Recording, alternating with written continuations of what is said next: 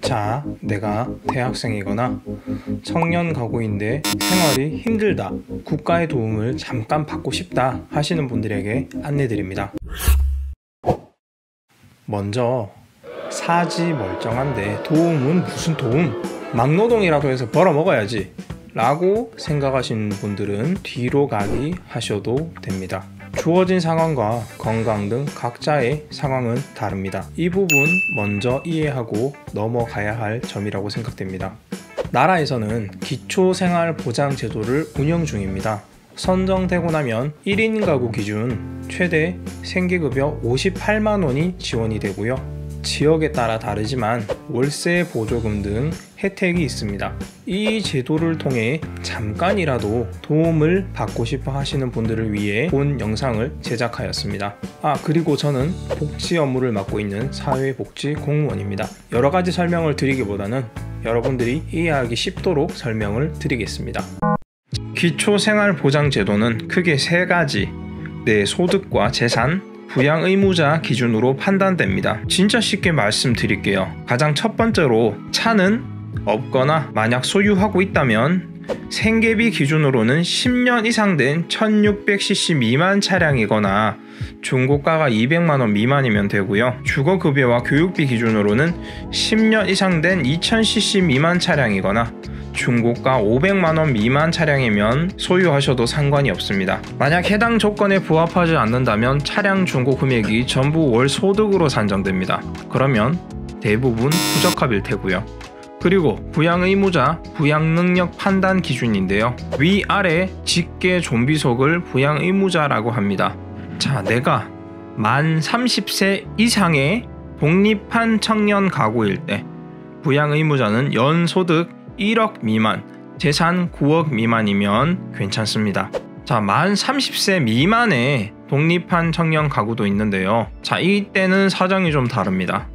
독립한 가구로 인정받는 소득 기준은 해당 연도에 기준 중위소득의 50% 이상의 소득이 있어야 제도상 단독 가구로 인정이 됩니다. 그리고 부양 의무자 부양 능력 기준은 앞서 설명드린 기준과 동일합니다.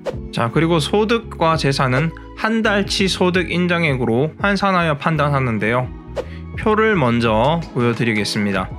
가구마다 소득 인정의 기준이 다른데요. 각 가구에 해당하는 기준이 보이시는데요. 자, 잘 살펴보시고요.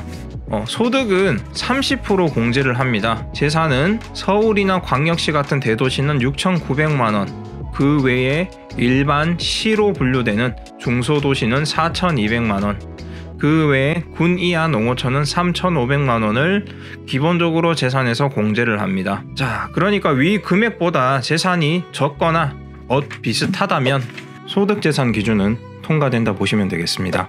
예를 들어 볼게요.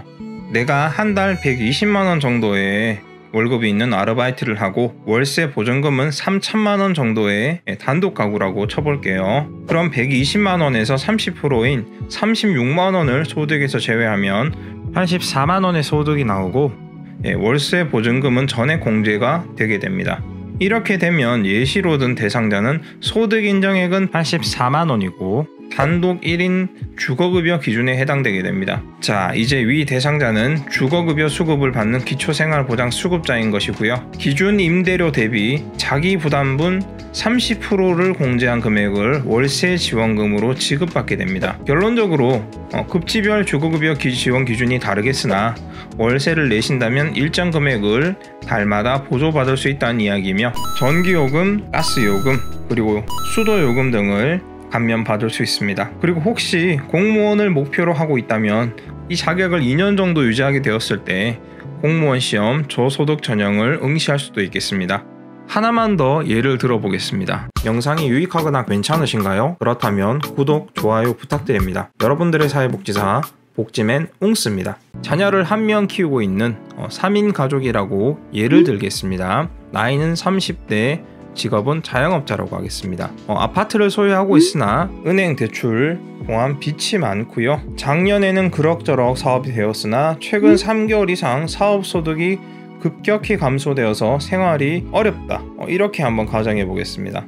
자, 소득 인정의 표를 다시 한번 보시고요. 자, 표를 보니까 3인 가족 기준보다 내 소득이 적다, 라고 생각되시면 이럴 때는 작년 수입을 대비해서 최근 사업소득이 감소된 자료를 준비하세요. 카드 매출 전표도 좋고 통장 거래 내역도 좋습니다. 그리고 자가 소유의 주택이나 아파트를 소유하더라도 금융권에서 확인되는 채무만큼은 재산가액에서 전액 차감됩니다. 차감한 후 남은 금액이 기본 공제 금액과 비슷한지 재산 기본 공제 금액 말씀드립니다.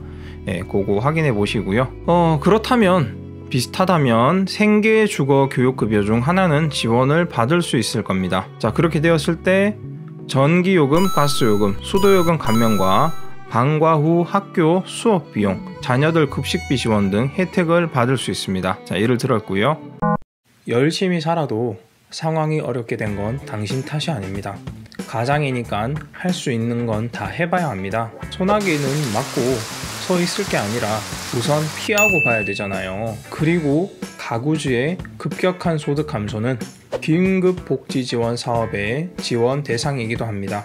1에서 3개월 정도 긴급 생계비가 지원되는 제도인데요. 해당 제도는 본 영상에서 설명드리기엔 영상이 너무 길어지니까 다음 영상에서 제가 설명을 드리겠습니다. 그리고 제가 이렇게까지 설명을 드리는 이유는 혹시라도 있을지 모르는 복지 사각지대를 해당 영상으로 예방하고 싶어서입니다. 요즘 환율도 많이 오르고 경제 위기가 온다, 경기 침체가 온다 말들을 많이 하시는데요. 제가 이렇게 말씀드려도 될지 모르겠지만 힘든 건 잠깐입니다. 우리는 IMF도 이겨낸 국민이잖아요. 지금 힘든 거 다 지나갈 거고요. 버텨낸 만큼 더 강해질 겁니다. 절대 포기하지 마시고 힘내시길 바라겠습니다. 시청해 주셔서 감사합니다. 복지맨 웅스였습니다.